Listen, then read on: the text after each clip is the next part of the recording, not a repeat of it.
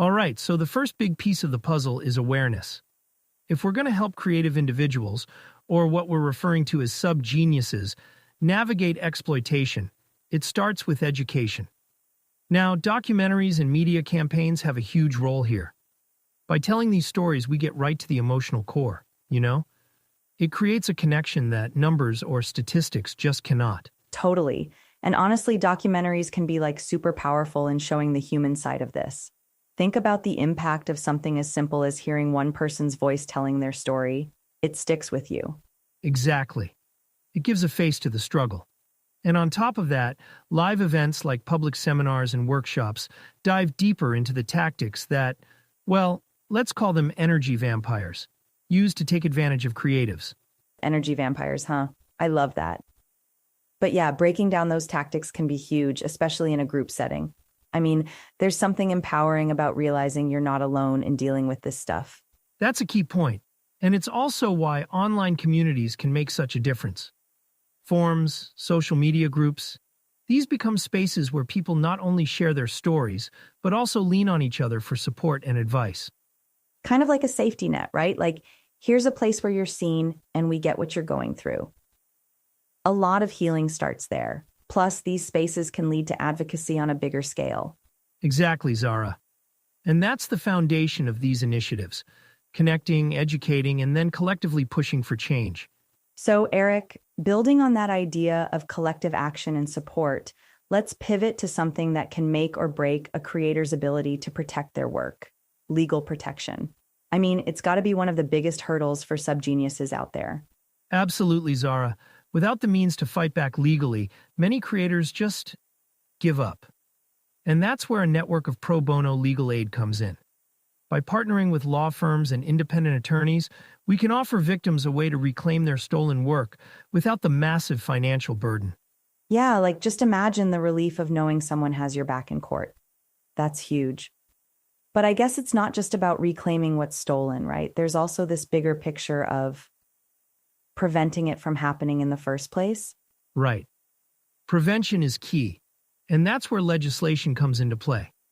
Creators need laws that actually work in their favor, whether it's harsher penalties for intellectual property theft or robust protections against exploitation. Advocacy for these kinds of reforms is crucial, but it takes a coordinated effort to make it happen. Totally. I mean, policy changes can feel like this huge, distant thing, but when you know your story's being heard and it might actually make a difference, that's empowering. Exactly.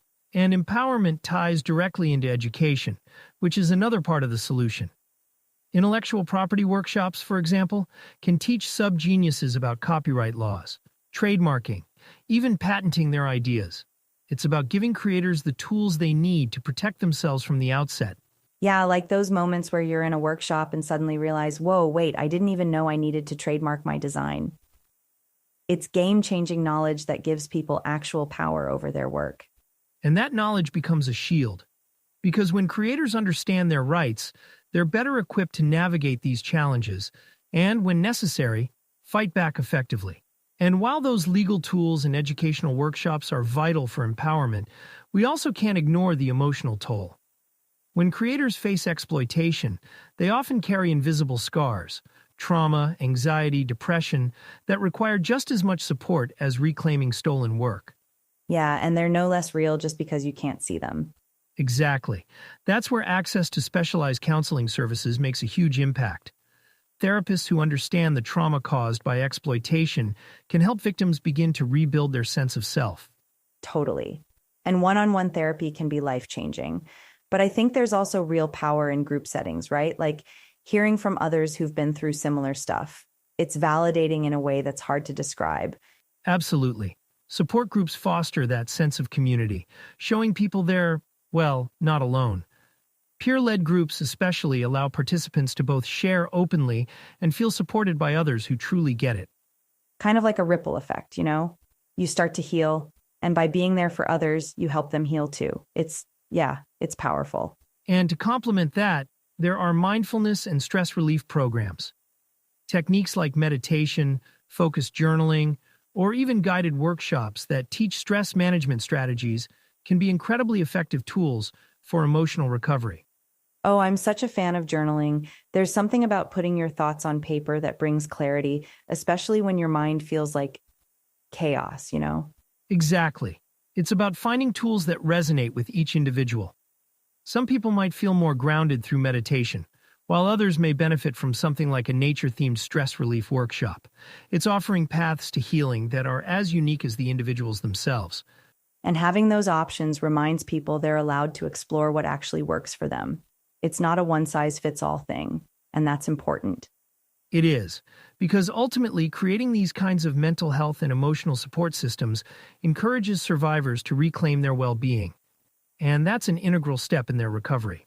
And while healing emotionally is vital, Zara, another crucial aspect of recovery is financial stability, especially when someone's starting over after, well, losing everything.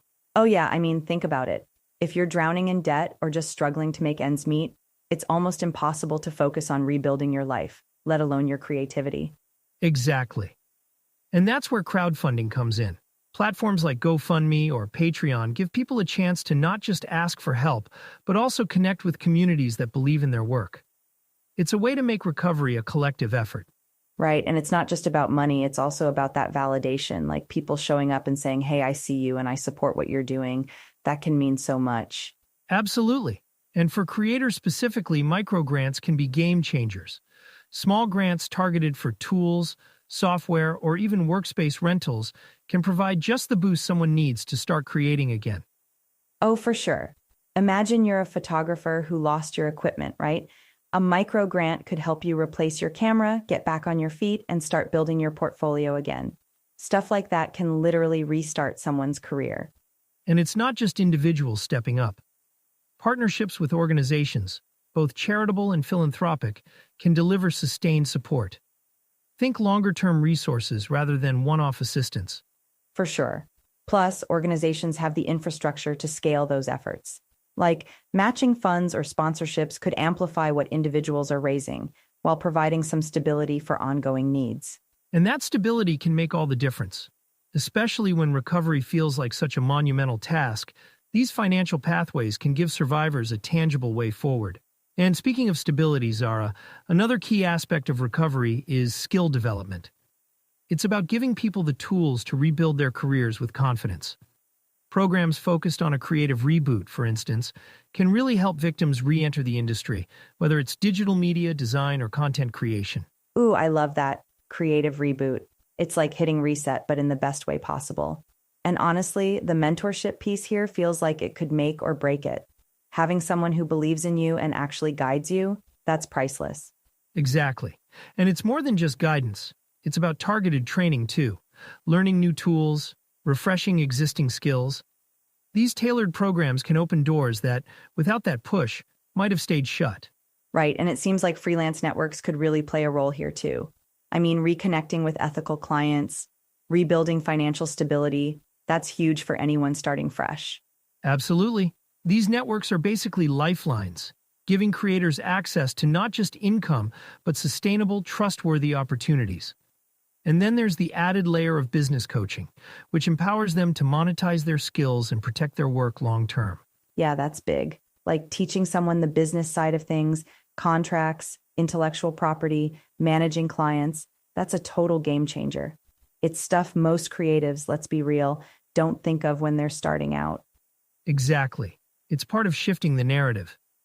These programs not only help victims heal, but also equip them with the tools to thrive independently, in ways that protect their creative integrity moving forward. And building on that empowerment, Zara, another key element is community. It's about creating spaces where subgeniuses feel safe and supported, whether that's co-working hubs for open collaboration or online platforms where they can freely share ideas without fear of exploitation. Yeah, and those spaces are like game changers. I mean, the power of a safe environment can't be overstated. It's not just about sharing ideas, but feeling like, hey, I can trust the people around me. Exactly. And then we've got larger in-person efforts, things like annual conferences or creative retreats where people can connect in real life. These events give subgeniuses a chance to recharge, share experiences, and even learn from others who face similar challenges. Oh, I love that. Like, it's not just a break from the grind, it's a chance to find your people and maybe even reimagine what's possible in your work. Plus, you leave knowing you're not really doing this all on your own. Right. And mentorship programs can build on that sense of connection. Pairing survivors with experienced mentors creates this bridge, a way to not only guide someone through recovery, but help them find their footing creatively too. Totally.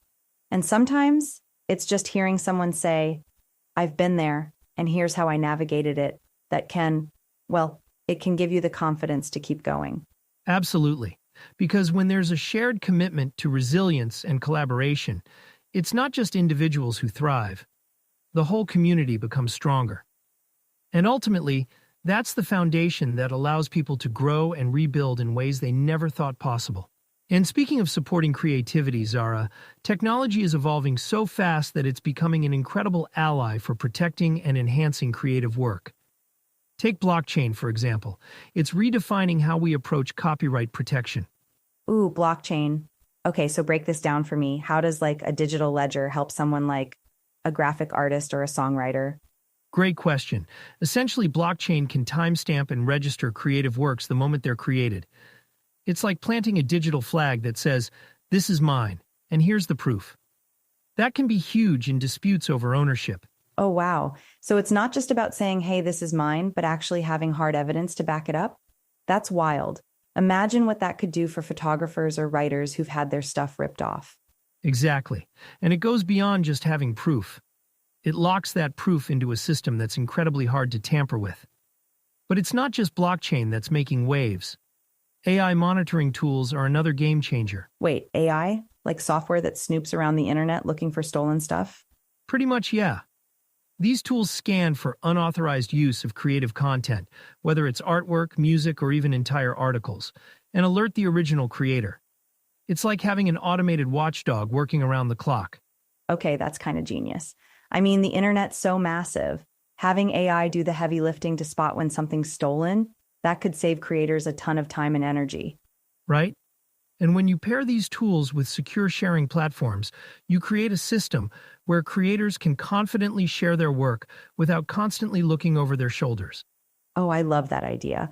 Like spaces where creators don't feel like they're walking on eggshells just because they're sharing their projects. It's almost like giving them room to breathe. Exactly.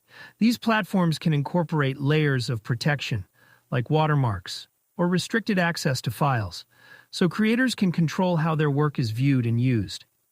It's about creating peace of mind. And honestly, peace of mind, that's a game changer.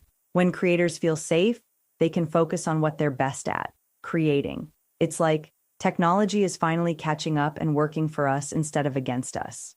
That's the goal, because when creators have the right tools at their fingertips, they're not just protecting their work, they're empowering themselves to thrive in ways they couldn't before. So Zara, as we talked about how technology can empower creators, it's clear that truly tackling exploitation isn't solved by just one tool or idea. It's about weaving together all these threads: awareness, legal support, mental health care, financial aid, skill building, community, and technology. Yeah, it's like a tapestry, right? Each of those threads plays its part, and without one, the whole thing just falls apart. But when they all come together, it creates something strong, something lasting. Exactly. Awareness campaigns shine a light on the problem. Legal protections fight back against injustice. And those mental health and emotional support systems? They help survivors rediscover their inner strength. And let's not forget financial support, giving people the means to rebuild, and skill development programs that literally open up doors they thought were closed forever. Right. And community spaces create that safe haven for connection and collaboration, while technology puts the power back in the hands of the creators themselves. Honestly, it's inspiring just to see how much is possible when people, subgeniuses, start believing in their own resilience. That's where the spark begins. And that spark can grow into something transformative. Subgeniuses don't just survive these challenges, they thrive, building paths for others to follow. It's a ripple effect, like you mentioned earlier. Totally a ripple effect. And, it reminds me why conversations like these matter so much. Sharing knowledge, sharing stories, that's where the change starts. Well said, Zara.